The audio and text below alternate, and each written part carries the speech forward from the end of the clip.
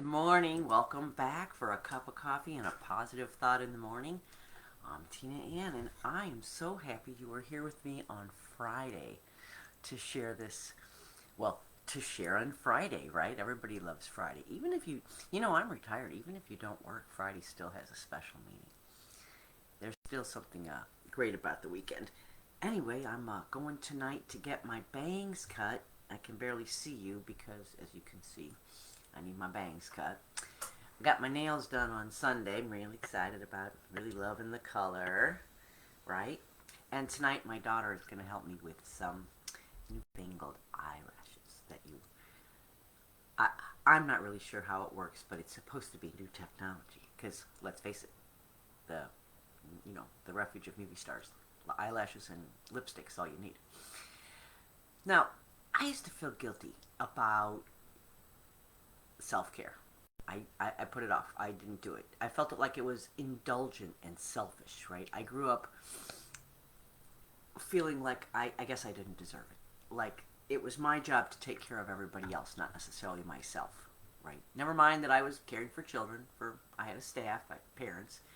Never mind that at the top of the food chain, there were not a lot of people taking care of me, right? Taking care of it all rolls downward. Take care of your parents. Take care. I have my man. He and I take care of each other. But really, when you're at the top of the food chain, you are the caretakers. What I learned was though that without self care, and I learned this the hard way, in a story that sent me to the hospital with stress and high blood pressure. It was a really difficult story behind this, but I learned that I was not my best self, and that did not make me a very good caregiver. So I learned that even though I was caring for everybody, because I wasn't fueling the furnace that fueled the engine, that everybody in the food chain was suffering, right? I was stressed. I was very unhealthy. Ended up in the hospital. Ended up in some deep, in a little bit of counseling, right? I had to learn to value myself. I had to learn that I was worthy of the same care that I offered everyone else on my list. I was worthy of this care and love and attention, even if I had to give it to myself. And that's what our message is for today, is self-care, self-love, taking care of yourself is not selfish. It's not something you feel guilty about or put off because, after all, everybody else is more important. I had to learn self-care, so I became self-care aware. We talk about awareness all the time. I became self-care aware and recognized that I had this giant, large gap in my life, right? That I was taking care of everyone except for myself. And so what I have learned over the last 10 years is loving myself makes me better able and better equipped and better at loving those around me. It makes me a better caregiver. It makes me a better friend. It makes me a better mother, grandmother, spouse. Self-care is anything you do to take care of yourself so you can stay physically, mentally, emotionally well. And its benefits are emotional, physical, and spiritual also, right? Now, be real. Sometimes it's difficult because it requires effort, and I'm going to say there's both mental and emotional effort, right? It brings up feelings that are not always pleasant. Good ones. Often there's feelings of shame, guilt. I'm indulging and I don't deserve this, or I'm unworthy, or I'm selfish for putting myself before others. It can reveal some truths maybe you don't want to think about. But neglecting self-care can cause increases in anxiety, distractibility, anger, fatigue, decreases in sleep, relational satisfaction, self-esteem, empathy, compassion. Okay, all kinds of badness comes from not taking care of yourself. You may also experience, like, you might not sleep well, not be as happy in your relationship. Ongoing exposure puts you at serious health consequences. You just can't run around with that cortisol coursing through your system all the time. Depression, heart disease, high blood pressure, all kinds of awfulness comes from stress, and stress from not being cared for, right? not caring for yourself. Now, forget the notion that it's easy, because it can be tricky, especially if you're just beginning to kind of see the benefits of self-care, right? You're beginning to rise to the notion that maybe there's something to this. On the other hand, easy to go, yeah, I should take care of myself, forget about it, move on. You're busy, right? You can't ignore a crying baby or a barking dog or a boss's deadline, right? It's easy to put off yourself because those other things are more immediate. So then you get low energy, you get short on time, you give up the needs for your sake of someone else, and again, you're back in that dangerous zone. Stress, unhealthiness. And if you have not been doing this, here's another thing I found out. After years of self-neglect, you're so eager and hungry for self-care, and then you form unrealistic expectations, right? Well, I'm doing something. How come I'm not feeling better? It's not a magic pill. There's not one single form of self-care that can solve all your problems. It's not something that you're going to do once. You don't go to a guitar lesson one time and then you are an expert guitar player, right? No. This is a lifestyle. This is a long-term commitment. This is a commitment to yourself for the long run, right? Your determination. You may have been eagerly anticipating some big giant change. You might say to yourself things like, well, I ate a healthy meal, but I didn't lose any weight. I studied for the exam, but I still didn't pass the test. I submitted my job application, but I didn't get the job. I took a music class, but I can't play the instrument, right? That's okay. This is not about, first of all, self-care. Let's get serious. Self-care is not about accomplishment. You're not accomplishing something. You're taking care of yourself. But secondly, again, long-term plan. It's a lifestyle. You're going to commit to taking care of yourself forever. That's right. It's good. So, how do you start a self-care routine that you can stick to? Oh, we all have such great ambitions. I'm going to run 10 miles every day. Oh, well, guess what? We're going to talk about how can I do a self-care routine that works for you and then you can stick to. So, let's talk about what's self-care and what's not, right? I define self-care as intentional, proactive pursuit of integrating wellness, and that balances your mind, your body, your spirit. And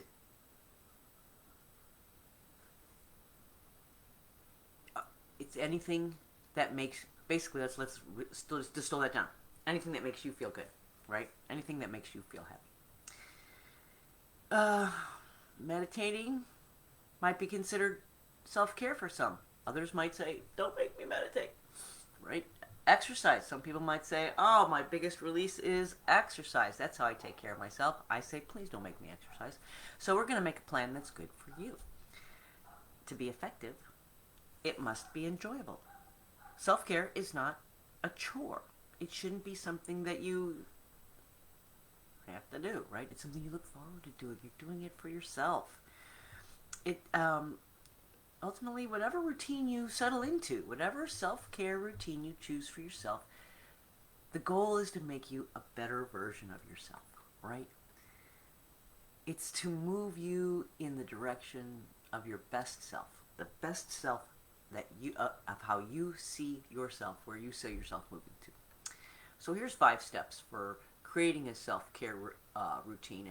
This is by Everyday Health by Moira Lawler. I want to get it right. Anyway, Moira says, find out what makes you centered. The eye of the storm. In every day, in all of our lives, right? There's a hurricane blowing around us. The whole world, the news, the family, the conflicts, the work, everything that we got in our lives swirling all around us. But in the center of the hurricane is that quiet little eye of the storm. Being centered is finding the eye of the storm and letting the swirling happen around you, but you're living in that calm and peaceful center. So, write down all the things that give you joy. Simple things. The color purple. Back rubs. Hugging trees. The smell of apple pie. Doesn't matter. Just write down a bunch of things that give you joy. And then think about how you're going to incorporate those things in your life. You know, I've seen this meme. I love it. It's kind of the secret, right? Make a list of the things you love to do. Secondly, make a list of the things you do every day. Then compare those two lists. And if they do not match, refer to list one. What are the happy things you love to do, and how can you get them into your life? Bring it into your space. You like a color? Decorate with that. You like an aroma?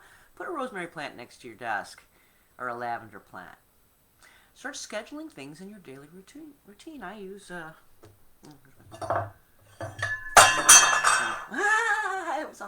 it was on the stand. Anyway, I use my phone timer. Phone timer all the time just to schedule my, well, that's a whole other story, my whole day, but I schedule time like I'm going to take my dogs for a walk. I'm going to take 10 minutes to go out and sit in the sun and meditate. I'm going to listen to music, right? I schedule that into my day, because otherwise, sometimes it doesn't happen. Here's a pro tip.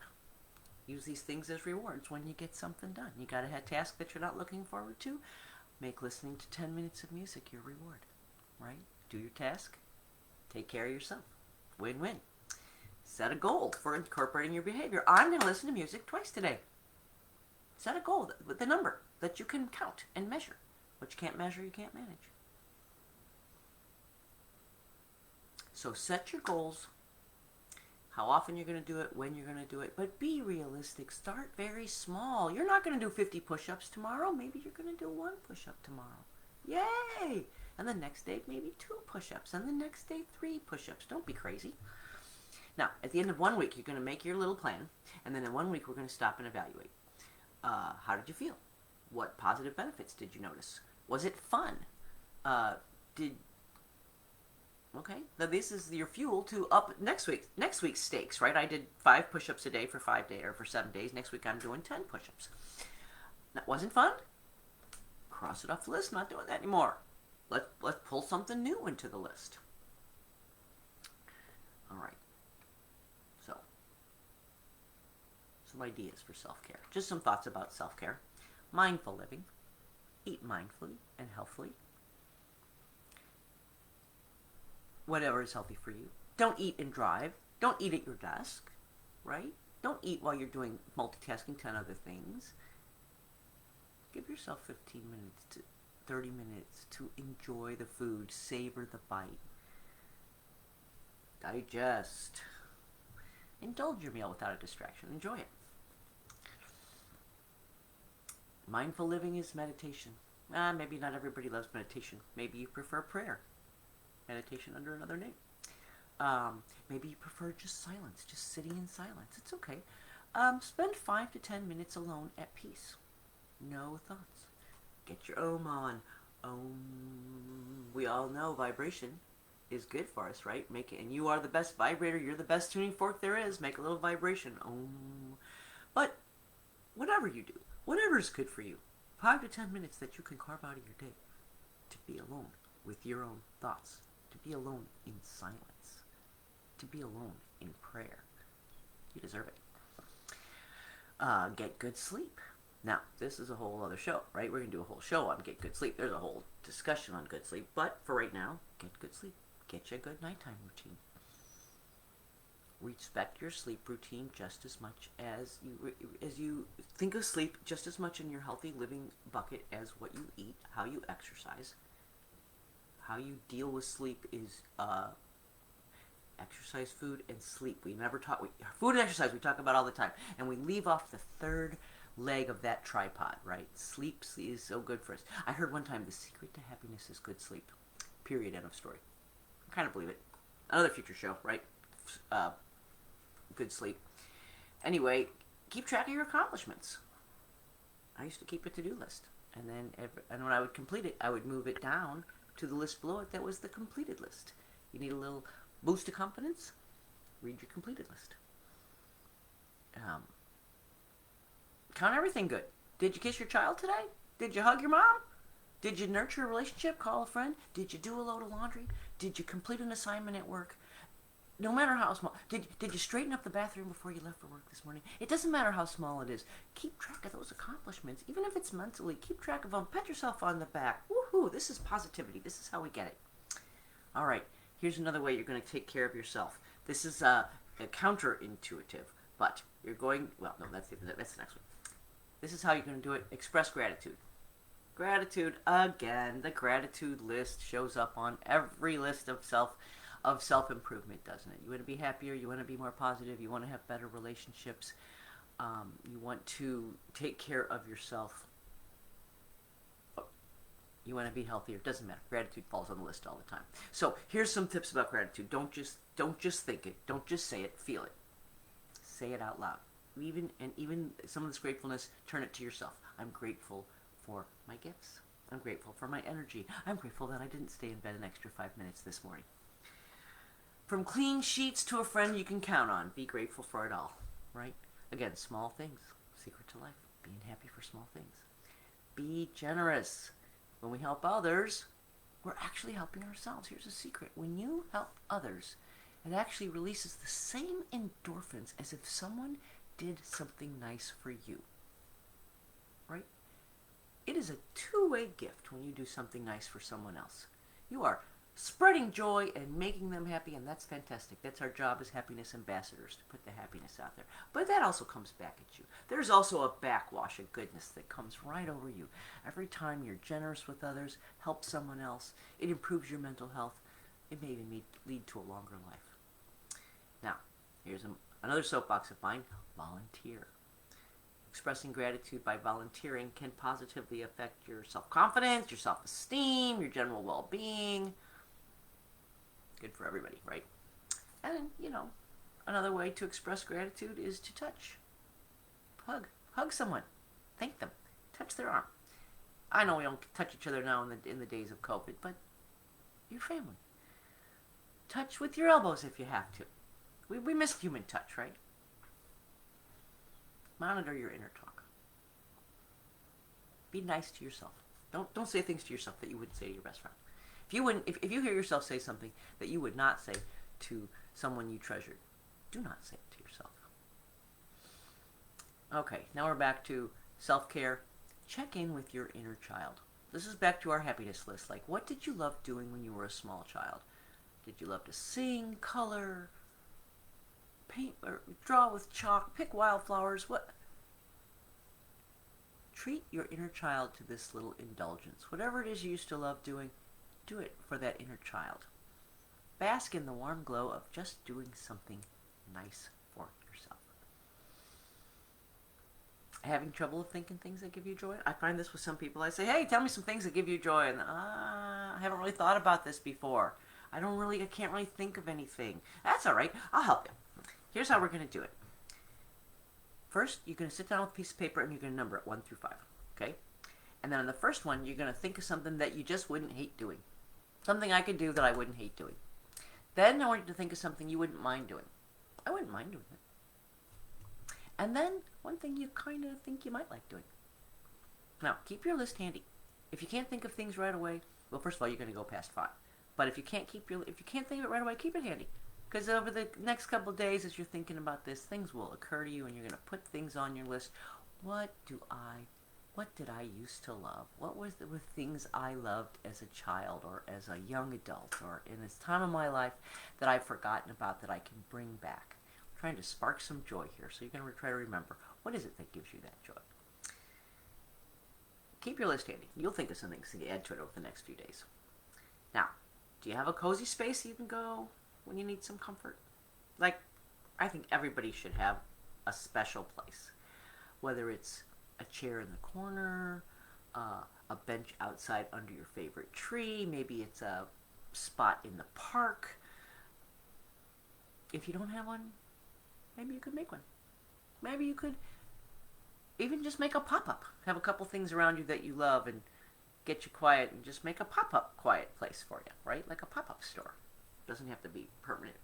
But, in fact, look at your space around you. We want all of our spaces to be comforting. Part of self-care is taking care of yourself, and that's living in a space that makes you happy. So look around it. Look around. You don't have to redecorate your whole house. Maybe you just do it one corner at a time. One corner, you'd like to see it look different, or it's not giving you joy. It's not giving you comfort. Make your space comforting. Get outside. Maybe you get a cozy space outside. Double. Get you a cozy spot that's outside. Double help. Aromatherapy. We all know scents can help, right? We all know certain aromas are very good for us. So, like I said, get your plant for your desk. Get some essential oils. Go smell an orange. Citrus. Mood changer. Rosemary. Boosts memory and clarity. It's kind of subjective, right? What smells do you love? Have them around you. Read a book. Listen to music. This is self-care. This is time for you. Finding and reading a good book, I don't know. That makes me so happy. I think that makes everybody happy. Reading is, you get to look forward to your story, right? You get to lose yourself in another world, another experience. When you read, you go, I feel like I go there. I go someplace. So, get a book. Take a little trip in your mind. Self-care. You deserve it. You deserve that little bit of time to yourself. I read a lot as a child. I don't read as much anymore. I miss it. I miss the respite from the real world that reading provides. Different than television. I don't know. Immersion in reading when you're using your imagination is you and your thoughts, and you don't even have to think of anything. The thoughts are provided for you in the book. It's just good relaxation, right? Music. Listen to your favorite songs. Same benefits from reading, right? You can be transported by music. It can change your mood. It can change your vibration. Do it for you. Do it for you because it's good for you. Do it for you because you love it. All right, move. We know the evidence is overwhelming. Exercise, stretching, releases endorphins that make us feel good. Even if you think you don't want to do it. Move because you will feel good when you do. Even if you're sitting in your chair, I don't want to get up, I'm so comfortable. Once you start moving, your body will thank you. Find exercise that's fun for you.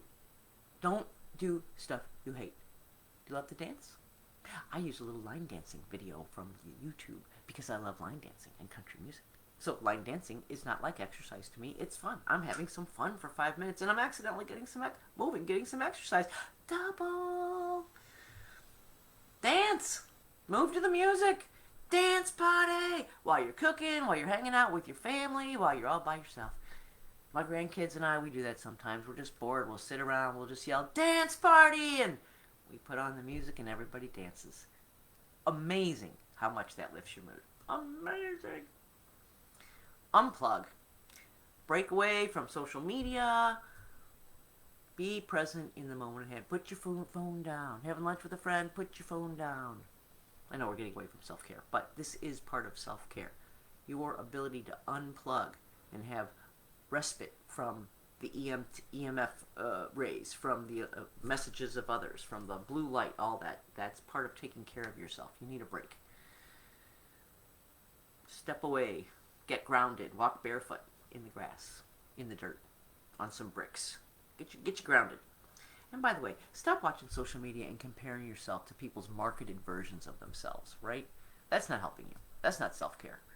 That's who they want you to see. That's not their life, right? Don't believe that there's anybody who doesn't have a sink full of dirty dishes, or a crying baby, or an unhappy husband, or a job or whatever it is, whatever trouble we all have. Don't ever think that that person on the social media has got it all together and is not dealing with those things. They're just not showing them to you. All right, back to our list. We're back to self-care. We're almost done. Create something. Bake brownies, paint a rock, write a letter, sing a song. Write a letter even if it's to yourself. Creating something new. Accessing our artistic selves. And we all have an artistic side. I know you say, oh, I'm not artistic, Tina. Oh, yes, you are. Everyone makes something. Maybe you love to cook. Maybe you love to garden. Maybe you love to build birdhouses in your garage. Everybody has a way that they express themselves artistically, right? Creating something allows us to feel mindful, productive, and we put a little accomplishment on our list, right? All right, we're almost done. It's a long day today, right? Build a self-care kit. This is my favorite one, and I'm going to do this today. I meant to do it last night, and I did it for a friend instead, so I'm going to do my own today, right? Build your self-care kit. Find your pretty basket or a pretty box, something that you love. Fill it with things that make you feel special. Your favorite book that you love to read over and over. Some fuzzy socks. A candle with a smell that you love. Your favorite colored nail polish. chocolate turtles, treasured photos. This can be a really fun project, right? What are some things, try to think of 5 to 10 things that you can put into a basket, cheer you up, fill you with joy, bring you back to your center. That if life is hard, you could sit down with this little basket and look through your things, touch them, feel them, experience them, and walk away with a smile. Walk away rejuvenated, recharged, re-energized, safe in the center of your storm. That's what you deserve. And that's what self-care is all about, right? Is taking care of you so you can be there to take care of others. Not discounting or saying we should not be caring for others around us. That's our job. Take care of each other. That's our job. But you got to be the best you so that you can do that job. So, to finish it off today, we will head to the quote board, the favorite part of the day. Here we go. Self-care is giving the world the best of you instead of what's left of you. Katie Reed, love that. Instead of what's left of you. After you are shredded on the floor from giving, you are no longer a useful tool, right? Because now you are shredded on the floor. Self-care is giving the world the best of you instead of what's left of you. Love it. Give yourself the same care and attention that you give to others and watch yourself bloom. Say this all the time. Treat yourself like you would a treasured friend. You are your treasured friend. Be your own treasured friend. Take care of your body. It's the only place you have to live. Take time to do what makes your soul happy. The world is a better place when you're a happier person. Just remember this. You are making the world a better place when you are a happier person. How's that for getting rid of some guilt for taking care of yourself? Be kind, be patient, be generous, be accepting. Be all of these things to yourself because that's where it begins. How can you offer those things to others if you're not offering them to yourself? You are worth the quiet moments. You're worth the deeper breath. You're worth the time it takes to slow down, to be still, and to rest. I like that. Can't see who it's by. Still can't see who it's by. Country living. It's not selfish to love yourself. Take care of yourself and to make happiness a priority. It's necessary. Andy Hale. Talk to yourself like you would talk to someone you love. Brene Brown. We all love Brene, and she's a genius, so you must do it. Talk to yourself. Remember that self-talk. Treat yourself like a treasured friend. Self-care is so important. When you take time to replenish your spirit, it allows you to serve others from the overflow. You cannot serve from an empty vessel. Eleanor Brown, mirroring what I have said in a different words, where I have said, if your cup does not runneth over, then the world is hearing a giant sucking sound as you're requiring resources instead of offering them. And of course the best one, the best line of all, the one that says it all like nobody's business, is put the oxygen mask on first. Right? Put the oxygen mask on first, take care of yourself, and then you are the best you that you can be to take care of everyone around you. So, again, Friday, enjoying a cup of coffee. What are you going to do for yourself this weekend? I challenge you to start a self-care routine, or go back to your self-care routine, or be grateful if you already have one for your self-care routine, because you deserve it. All right, now go out and make it a happy day, and we will talk on Monday.